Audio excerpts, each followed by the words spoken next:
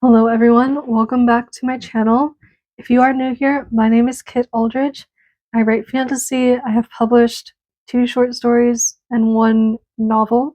I'm currently working on my second novel, which hopefully, if all goes well, it'll be out by the end of this year.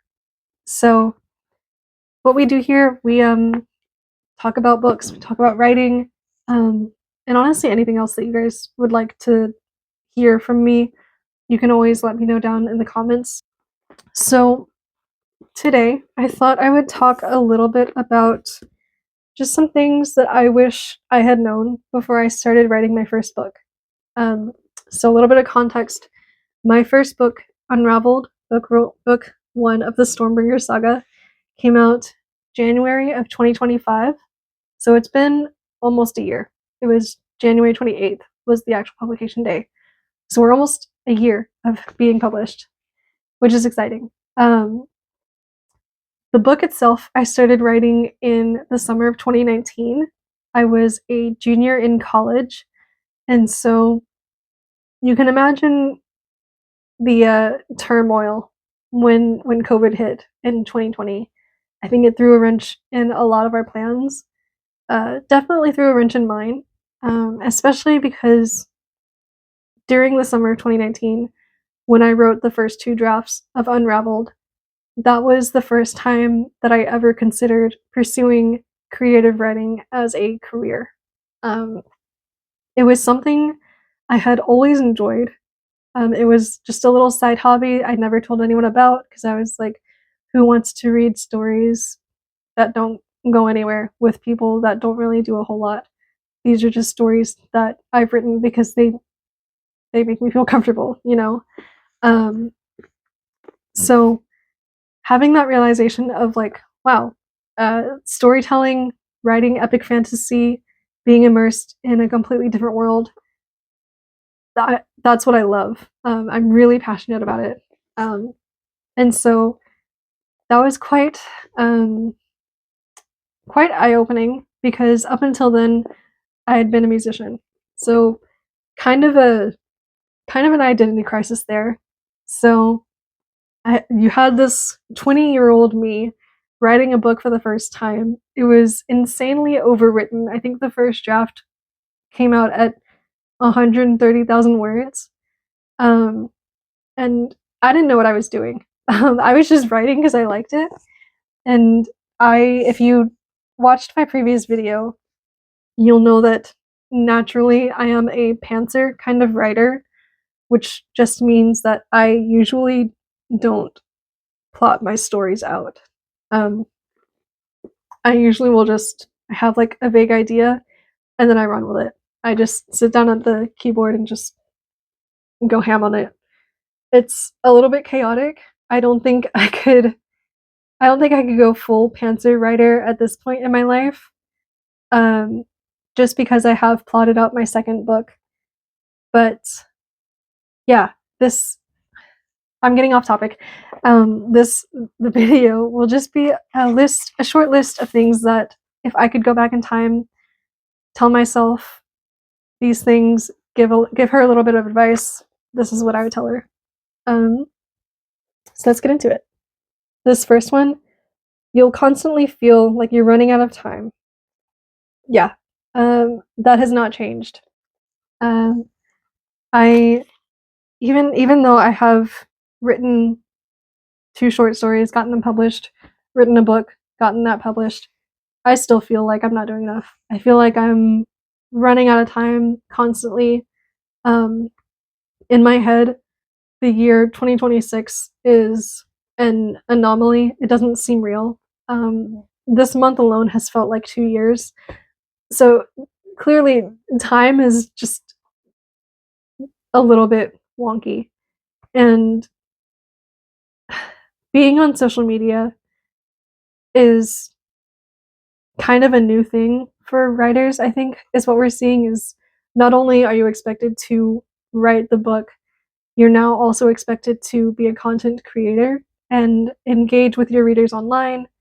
And that just naturally opens the door for you to be exposed to what other authors are doing. And that's great for networking it's great for getting to know other authors who are writing similar things, and also just being in a public space. The downside, however, is obviously social media gives you a skewed perception of what people are doing. Because, I mean, no one wants to be perceived as struggling or failing. And so everyone's just putting their best selves out there.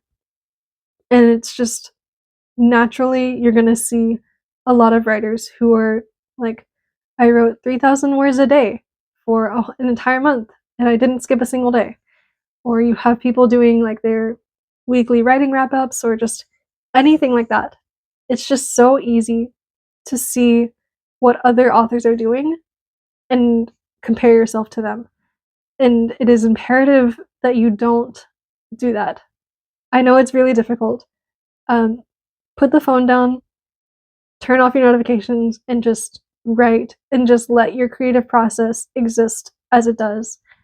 Because you're not like, I think the more you compare yourself to other writers and other creative people in your field, the greater chance you have of setting yourself back, of thinking like, oh, this person is able to write a book, get it published, and then write another book and get that published within like a year and a half. That's an insane amount of work. And if you are someone who is able to do that, that's not me dissing on you at all. That's very impressive, actually. I wish I had that working speed because I don't. Um, it's just seeing people online, it's just so easy to compare yourself to what they're doing and thinking like, oh, what they're doing is so much more aesthetically pleasing, it's so much more organized, it's so much more whatever. Just try not to compare yourself. Just don't let your creative process become a race, is what I'm trying to say. Next point of advice: your process will change and evolve as you do. Don't restrict yourself to a rigid structure. So yeah, I mentioned once that I am naturally a pantser kind of writer. I don't usually plot my stories. I just have an idea of a character and I allow the world, the plot, and the story to just develop around them. That's typically how I write. Um, in fact, that's how I wrote my first book, was by just pantsing my way through it. Um, this second book that I'm working on, which is a completely different series, it's also a different process.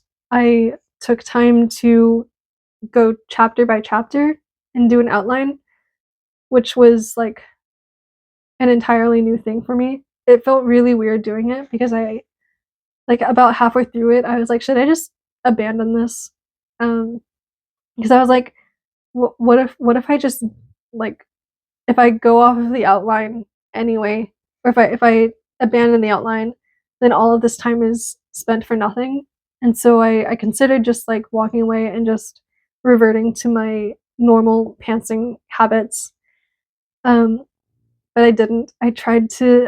I made it through the end of the outline, through the end of the book, and it's honestly worked out.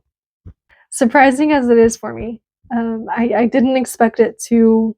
I didn't expect the story to stick as closely to the outline as it has. Um, and so I think that really just goes to honestly reflect where I am in life as well as where my writing is. Because when I wrote Unraveled the first few times, um, I was in college, I was a student, so I had a pretty rigid external structure between um, classes, an internship, part time job. I was doing a lot. Um, so writing was like my free time, and it was when I was able to like actually let myself be free, in the literal sense. And so I didn't want an outline to restrict me. Whereas now I have a lot of free time. And so having a rigid structure makes up for what I'm not having to do outside of writing, if that makes sense. This next point is probably going to frustrate a few people, but we'll just go for it. There is no one cure fits all for writer's block or burnout. And I wish I could say that there was a cure for these two things. But if you are a new writer, or if you've been writing for a long time and you are just now experiencing writer's block or burnout, first of all, I'm sorry, because I know firsthand that both of those things are really tough. As creative people, I think we feel this pressure to continue creating, and especially just in this society where capitalism is like the reigning structure that we go off of. If you're not creating something that's making you money, then it's not perceived as worth anything. And so that just makes the writer's block or the burnout that much worse, right? If you ask like 10 authors how they deal with writer's block, I can guarantee you're going to get so many different answers. Even if you just ask me how I deal with writer's block, you're going to get a few different answers, because dealing with it really just depends on where you are in life, I think. For me, generally, if I face writer's block, my first solution is to step away from the project I'm working on and work on something different. And usually that something different just means it's like a little short story that's never going to see the light of day. Excuse me. And if that's not working out, that's when I step away. But stepping away, again, like I said at the start of this, it's difficult. We live in a society that values overexertion, burnout, fatigue, and if you're not tired in some way from doing your work, then you're kind of perceived as like slacking off, or you're not dedicated, or any other kind of negative connotation. For some reason, rest is tied with guilt. At least that's how it is here in the States. So dealing with burnout, dealing with a writer's block, you really just have to listen to what your body is telling you. And I know that's difficult. It's not easy to admit that your brain needs a break. I wish I had the full quote, but I don't. I didn't get it before I started filming. But there's a quote by Toni Morrison. She said something about when her writer's block hits, she honors it as part of the writing process, which I had never considered before. Before I saw the quote, at least. To me, the writing process was always this thing that was constantly working, constantly moving. And if I'm not writing, then it's not part of the process. But it makes sense when you think about it. You know, I don't think humans were meant to be working constantly 24/7. Rest is definitely part of our natural cycles, and that also pertains to the creative process. This could go for any kind of creative process. It doesn't have to just be writing. I think it's very validating to hear from such an esteemed author that when writer's block hits, maybe the best thing you can do is to honor it and just let yourself stay blocked for as long as that block exists. And then when you finally feel ready to return to your writing, you can return fresh, rested, and your story will probably honestly be much better off than if you had just tried to plow through it. This last point that I have is, this might also be a little bit difficult to hear, especially if you are new to writing.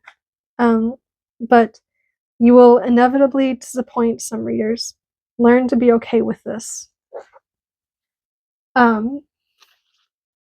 If you are a people pleaser, which I also am a people pleaser, trying to learn not to be. It's a difficult process. If you have people pleasing tendencies, then this is going to be difficult because you are never, ever, ever, ever going to write a story that 100% of your readers enjoy. You could be the greatest writer of all time and you will still have haters. That's just how the world works, you know? Case in point, the classic hero versus villain story of good always conquering evil, it is beloved, right? Otherwise, people wouldn't continue writing stories like these that end happily, where everyone gets the perfect ending that they want. Um, there is value in those stories, and there's a reason why people love them. I'm not one of them.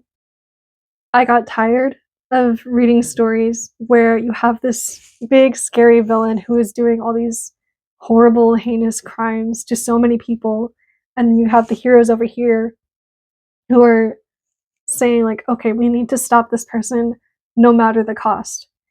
And they will say that thing of like, no matter the cost, we're gonna stop this guy. Um, and then a big battle ensues at the end, and they get the chance to finish the villain, and then they don't. They save them because it is the right thing to do. And I know that that is what makes a hero a hero. They are never going to compromise their own morals, but um, I got so bored with that. I still get so bored. I still get so frustrated with characters who do that. Who will say like they have a goal in mind and they will achieve it no matter the cost. And then when it comes time to prove themselves at that final stage, they pull back because it's like the right thing to do. Um, if you like that kind of story, I'm not trying to like diss you specifically. Um, that's just not what I enjoy. So all that goes to say, you could have a story that thousands of people love and adore, and you will still have readers who decide that like they never want to read anything else you ever write because they don't enjoy that one thing. Um, and that's just a fact. That's just something you have to get used to, and you have to. I think as writers, it prompts us to think of why we are writing this and who we are writing this story for. Um, if you're writing a story to please your readers, obviously you'll listen more to reader feedback. You may tune your writing to fit what they want or expect. If you're like me, I write stories that I would have wanted to read growing up, so they tend to not end so nicely. Um, if it's not an ending that I am satisfied with, then it's not going to be published. Essentially, um, that's just how I write. But yeah, I've never written a story where what my readers want is the primary concern. Um, obviously, I never want to write anything that is problematic or heinously controversial. If that ever happens, then like clearly I need to take a step back and reevaluate. Um, luckily, that hasn't happened yet, so I can keep writing my gritty, tragic stories. All of that goes to say, don't be afraid to be someone's least favorite author. Don't be afraid to make readers angry or upset. Again, be respectful in your writing, be sensitive, um, but write the story that feels most honest and most authentic to you.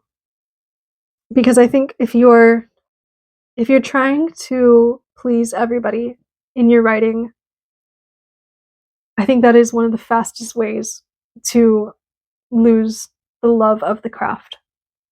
In fact, here's a little anecdote.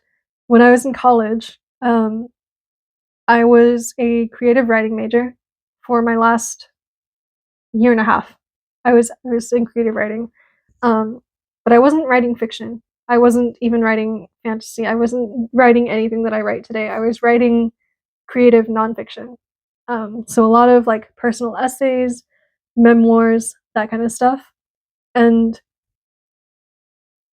my professors and my peers were so generous, so sweet with their feedback and their words.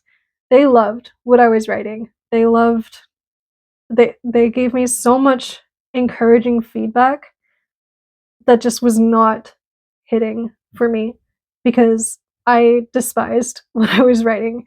I felt like everything that I wrote for these essays and these memoirs was just self-pitying and tired and honestly maybe a little bit too honest and too vulnerable. Um, at times it did feel like I was dissecting myself for the feedback of other people.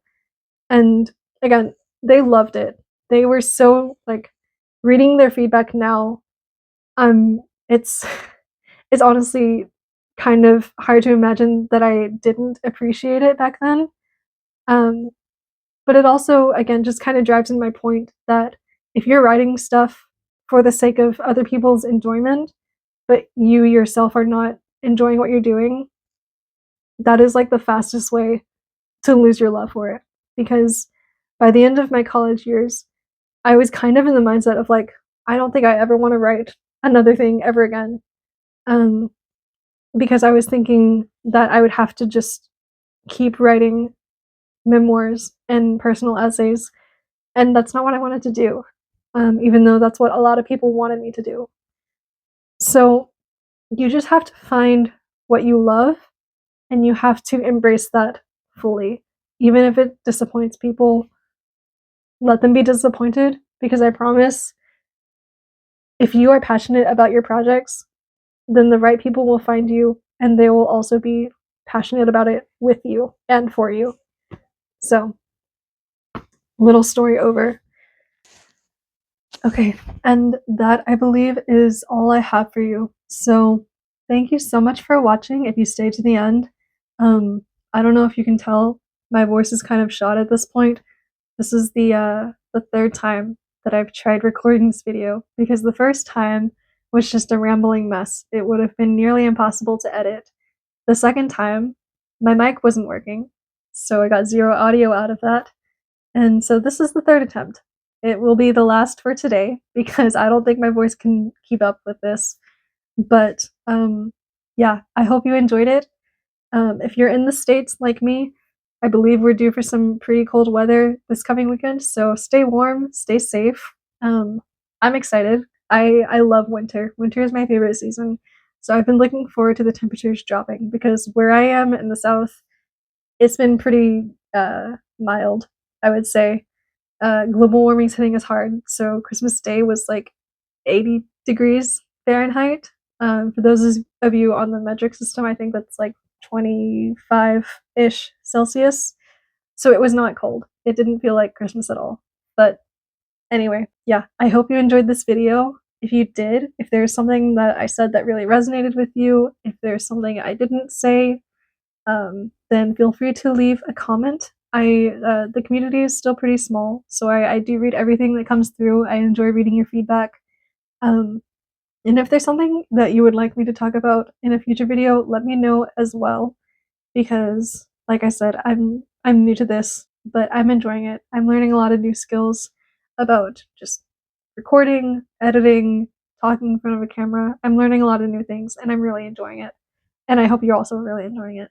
So, with all that said, I hope you all have a wonderful weekend. I will see you in the next video.